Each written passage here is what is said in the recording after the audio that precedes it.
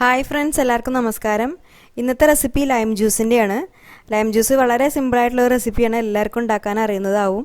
പക്ഷേ ഇതെന്ന് പറഞ്ഞാൽ നമ്മൾ കൂൾ ബാർന്നൊക്കെ കുടിക്കുന്ന ഒരു ലൈം ജ്യൂസിൻ്റെ റെസിപ്പിയാണ്. ഇത് കുറേ പേർക്കൊക്കെ അറിയുന്നത് തന്നെയാവും, പക്ഷേ ഇതെങ്ങനെ ഉണ്ടാക്കാമെന്ന് ചിലരൊക്കെ ചോദിച്ചിട്ടുണ്ടായിരുന്നു. അപ്പോൾ അതുകൊണ്ടാണ് ഞാനിപ്പോൾ അത് കാണിക്കാമെന്ന് വിചാരിച്ചത്. അപ്പോൾ ഇനി എത്രയും പെട്ടെന്ന് നമുക്ക് അതെങ്ങനെയാണ് ഉണ്ടാക്കാമെന്ന് നോക്കാം. അപ്പോൾ അതിന് വേണ്ടിയിട്ട് നമുക്ക് മിക്സിയുടെ വലിയൊരു ജാർ എടുക്കാം. അതിലേക്ക് ഒരു ചെറിയ പീസ് ഇഞ്ചി ഒന്ന് കഷ്ണങ്ങളാക്കിയതിന് ശേഷം ചേർത്ത് കൊടുക്കാം. അപ്പോൾ ഞാനിവിടെ കാണിക്കുന്നത് 2 ഗ്ലാസ് ജ്യൂസിൻ്റെ അളവാണ്.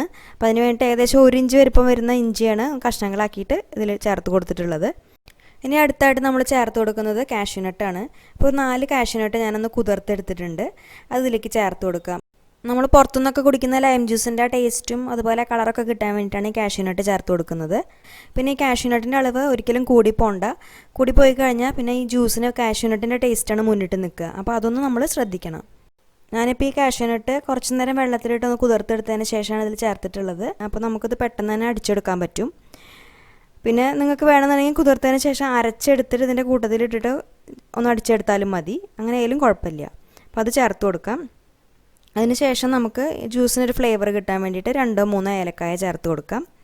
പിന്നെ മധുരത്തിന് ആവശ്യമായിട്ടുള്ള പഞ്ചസാര ചേർക്കാം. മധുരം നമുക്ക് എത്രയാണോ വേണ്ടത് അതിനനുസരിച്ചുള്ള പഞ്ചസാര ചേർത്ത് കൊടുക്കാം. പിന്നെ ഇതെല്ലാം അടിച്ചു കിട്ടാൻ വേണ്ടിയിട്ട് കുറച്ച് വെള്ളം ഒന്ന് ഒഴിച്ചു കൊടുക്കുക. അപ്പോൾ 1/2 കപ്പ് വെള്ളം ഒഴിച്ചു കൊടുത്തിട്ട് ഇത് നന്നായിട്ടൊന്ന് അടിച്ചെടുക്കാം. ഇത് ഏകദേശം 1 മിനിറ്റ് നേരം നമ്മൾ നന്നായിട്ടൊന്ന് അടിച്ചെടുക്കണം. അപ്പോഴാണ് ഈ കാഷ്യൂനട്ടും പഞ്ചസാരയും ഏലക്കായും ഇഞ്ചിയൊക്കെ നന്നായിട്ട് അടിച്ചെടുക്കാൻ പറ്റുള്ളൂ. അപ്പോൾ നന്നായിട്ടൊന്ന് അടിച്ചെടുത്ത് കൊണ്ടുവരാം. ഇപ്പോൾ ഇതെല്ലാം കൂടിയിട്ട് നന്നായിട്ട് അടിച്ചെടുത്തിട്ടുണ്ട്. ഈ ഒരു രീതിയിലാണ് നമ്മളിത് അടിച്ചെടുക്കേണ്ടത്. ഇനി നമുക്കിതിലേക്ക് നാരങ്ങ ചേർത്ത് കൊടുക്കാം. 2 ഗ്ലാസ് ജ്യൂസിന് വേണ്ടിയിട്ട് നമുക്ക് ഒരു 1.5 നാരങ്ങ ചേർത്ത് കൊടുക്കാം.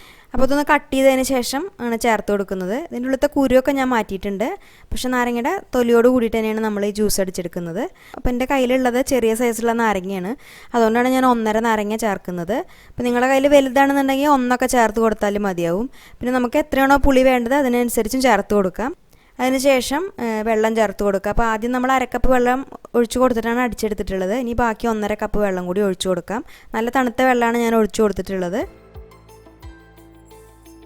പിന്നെ നമുക്ക് കുറച്ച് ഐസ് ക്യൂബ്സും ചേർത്ത് കൊടുക്കാം. നല്ല തണുപ്പോട് കൂടി കുടിക്കുമ്പോഴാണ് ജ്യൂസൊക്കെ നല്ല ടേസ്റ്റ് ഉണ്ടാവുള്ളൂ. അപ്പോൾ അതിന് വേണ്ടിയിട്ട് കുറച്ച് ഐസ് ക്യൂബ്സും ചേർത്ത് കൊടുക്കാം.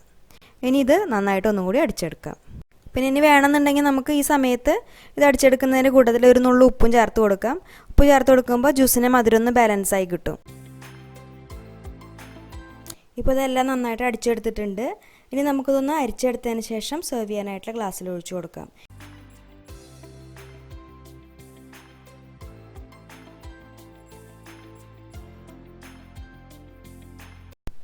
ഇപ്പം നമ്മുടെ കൂൾ ബാർ സ്റ്റൈലിലുള്ള ലൈം ജ്യൂസ് റെഡി ആയിട്ടുണ്ട്.